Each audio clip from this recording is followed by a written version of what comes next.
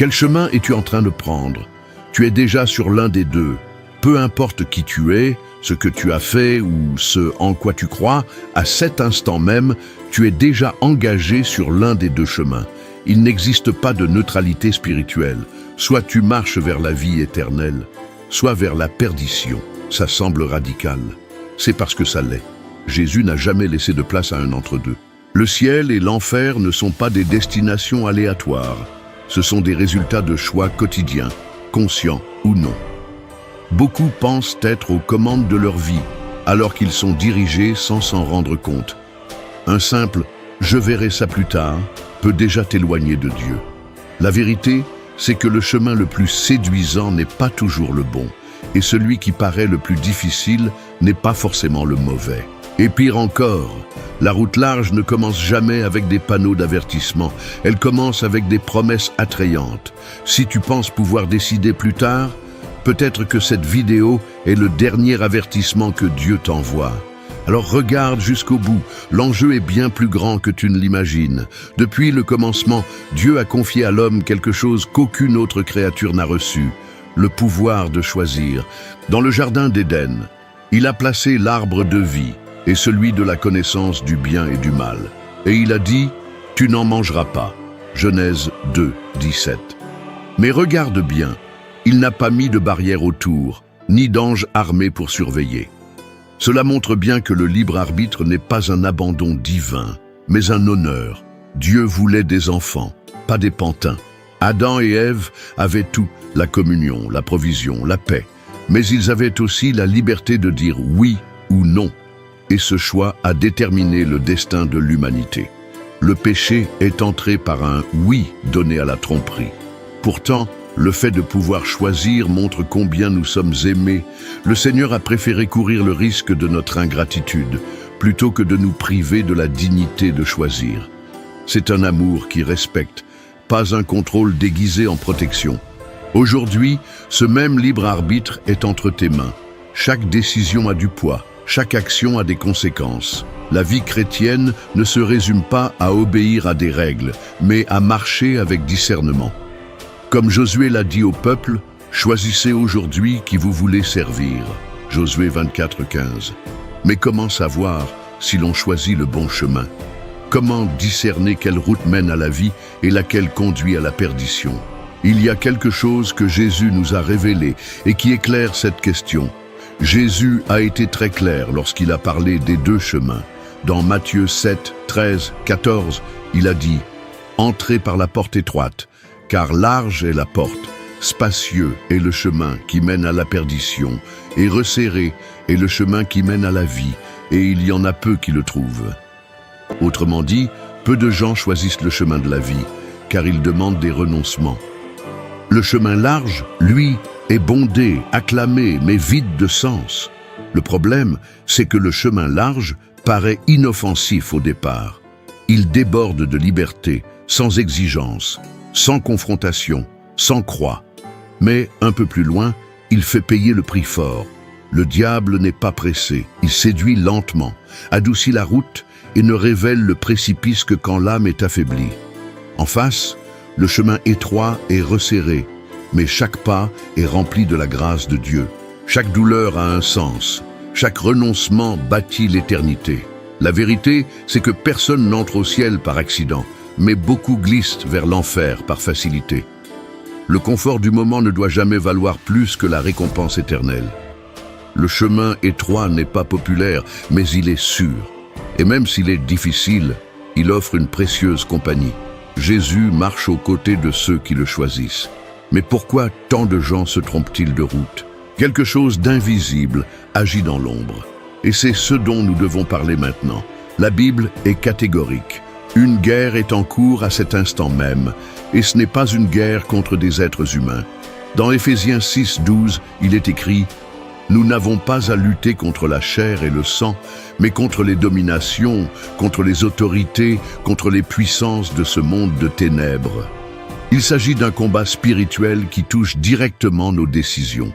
Penser qu'on choisit seul, sans influence, c'est se bercer d'illusions. Le Saint-Esprit nous guide, nous convainc du péché et nous montre le chemin de la vérité. Mais en parallèle, L'ennemi agit avec ruse pour déformer la parole de Dieu. Il sait où frapper, quelles pensées suggérer, quels sentiments alimenter. C'est pourquoi Paul nous exhorte à revêtir toutes les armes de Dieu. Éphésiens 6,13. Car sans discernement spirituel, on finit par appeler le mal bien et à se détourner de la volonté du Père en croyant faire le bon choix. Lorsque tu hésites devant une décision morale, lorsque tu sens une attirance étrange vers ce qui est mauvais, sache que ce n'est pas qu'un trouble psychologique. Bien souvent, ce sont des forces qui cherchent à influencer tes choix. Et le pire, c'est qu'elles savent très bien se camoufler. Tous les pièges ne sont pas évidents. Parfois, ils prennent la forme d'un bon conseil, d'une opportunité ou même d'une bénédiction. Et c'est là que l'arme la plus subtile de l'ennemi entre en jeu. Satan n'est pas stupide, il est stratège. Dans la deuxième lettre aux Corinthiens 11,14, Paul avertit « Satan lui-même se déguise en ange de lumière ». Cela signifie qu'il ne vient pas toujours faire peur, mais plutôt séduire. Tu vois ce raccourci qui semble trop parfait? Cette offre sans effort? Cette relation qui ignore les principes mais paraît irrésistible? C'est souvent ainsi que le mal se présente, séduisant à l'extérieur, destructeur à l'intérieur. Le problème, c'est qu'en l'absence de discernement, le mensonge peut ressembler à un miracle. La personne croit que Dieu lui ouvre une porte, alors que c'est un piège tendu par l'ennemi. C'est pourquoi Jean nous enseigne à éprouver les esprits. Première lettre de Jean 4,1, car tout ce qui brille ne vient pas de Dieu. Le serpent dans le jardin d'Éden a utilisé des mots doux et a même mentionné le nom de Dieu, mais son but était de tuer, voler et détruire. Jean 10,10. Ce combat ne se gagne pas par la force humaine. Il ne se gagne qu'avec la prière, la parole et une vigilance constante. Le discernement spirituel devient une arme indispensable, car l'ennemi ne fait pas que rugir, il murmure aussi. Et celui qui n'est pas vigilant peut suivre cette voie en croyant faire le bien. Mais au milieu de tant de voix, il y en a une seule qui ne ment jamais, qui ne force jamais et qui appelle toujours avec vérité. Jésus ne crie pas, il appelle. Dans Apocalypse 3,20, il dit « Voici, je me tiens à la porte et je frappe. Si quelqu'un entend ma voix et ouvre la porte, j'entrerai. » Il ne force pas les cœurs, il attend. Dans un monde rempli de cris et de bruit, sa voix est douce, mais irrésistiblement puissante. Quand il dit « Suis-moi », il n'offre pas une religion, mais la vie, pas une routine, mais un but, pas un fardeau, mais une transformation. Le plus beau, c'est qu'il ne fait pas que montrer le chemin, il l'emprunte avec nous. Contrairement aux faux guides qui disent « Vas-y », Jésus marche à nos côtés. Il nous soutient quand nous trébuchons et nous relève quand nous tombons. Dans Jean 10,27, il déclare « Mes brebis entendent ma voix, je les connais et elles me suivent. » Cet appel n'est pas pour ceux qui se croient dignes, mais pour ceux qui sont prêts à faire confiance et à obéir, même sans tout comprendre. L'invitation est lancée, mais la réponse n'est pas collective, elle est personnelle. Chaque personne, à un moment donné, entend cette voix. Cela peut être à travers une parole, une douleur, un rêve, ou même maintenant, pendant que tu écoutes ceci. Et ce que tu fais de cet appel change tout, car le temps pour décider n'est pas infini. Et la plus grande erreur spirituelle, c'est de croire qu'on a encore beaucoup de temps pour réfléchir. L'illusion du « je verrai ça plus tard » a éloigné beaucoup de la voie du salut. La Bible est claire dans Hébreux 3,15. Aujourd'hui, si vous entendez sa voix, n'endurcissez pas vos cœurs. L'ennemi n'a pas besoin que tu rejettes Jésus. Il lui suffit que tu repousses l'instant. Chaque plus tard est un risque, car nul ne sait s'il y aura un lendemain. L'éternité ne se décide pas plus tard. Elle se construit dès maintenant. Tandis que le monde te distrait, le ciel te regarde. Chaque décision, même minime, te rapproche d'un des deux chemins. Quand tu dis « je n'ai pas le temps pour Dieu », tu es, sans le savoir, en train de dire oui à l'autre côté. Et le plus grave, c'est que ce choix ne se fait pas toujours dans la rébellion. Parfois, c'est par confort, par froideur, par négligence. Et cela peut être tout aussi dangereux. Mais même si ta vie a pris la mauvaise direction, il y a encore de l'espoir. Si tu respires encore, c'est que Dieu te donne encore du temps. Il est en train de te dire « Reviens à moi ». Le ciel n'a pas fermé ses portes. La grâce est encore accessible. Et même celui qui s'est égaré pendant des années peut tout changer par une décision sincère, ici et maintenant. Car Dieu ne renonce jamais, même quand tout le monde t'a abandonné. Dieu n'est pas comme les hommes, prompt à se lasser et à tourner le dos. Il est patient, rempli de compassion, et attend avec amour que le pécheur rentre à la maison. Dans la deuxième lettre de Pierre 3, 9, il est écrit « Le Seigneur ne tarde pas dans l'accomplissement de la promesse, mais il use de patience envers vous, ne voulant pas qu'aucun périsse, mais que tous arrivent à la repentance. » Tant qu'il y a de la vie, il y a une chance. Tant qu'il y a du souffle, il y a possibilité de recommencer.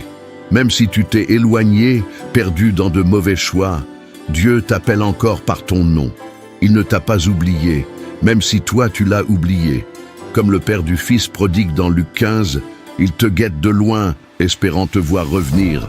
Et le plus merveilleux, c'est qu'il ne veut pas t'humilier, il veut te restaurer. Il court vers toi, te revêt d'honneur et prépare une fête. L'ennemi dira qu'il est trop tard, que c'est fini pour toi, que Dieu ne veut plus de toi. Mais tout cela est faux. La croix a été le plus grand cri d'amour de toute l'histoire, et elle tient encore debout. La porte de la grâce est encore ouverte, et il te suffit d'un pas sincère, un seul, car un jour, cette porte se refermera. Et alors, il n'y aura plus de choix, seulement des conséquences. Il arrive un moment où l'on ne peut plus fuir, soit tu choisis, soit le choix se fait sans toi. Dans Deutéronome 30, 19, Dieu dit « J'ai mis devant toi la vie et la mort, la bénédiction et la malédiction. Choisis donc la vie afin que tu vives. » Cette décision est personnelle. Personne ne peut décider à ta place. Ne pas choisir, c'est déjà choisir.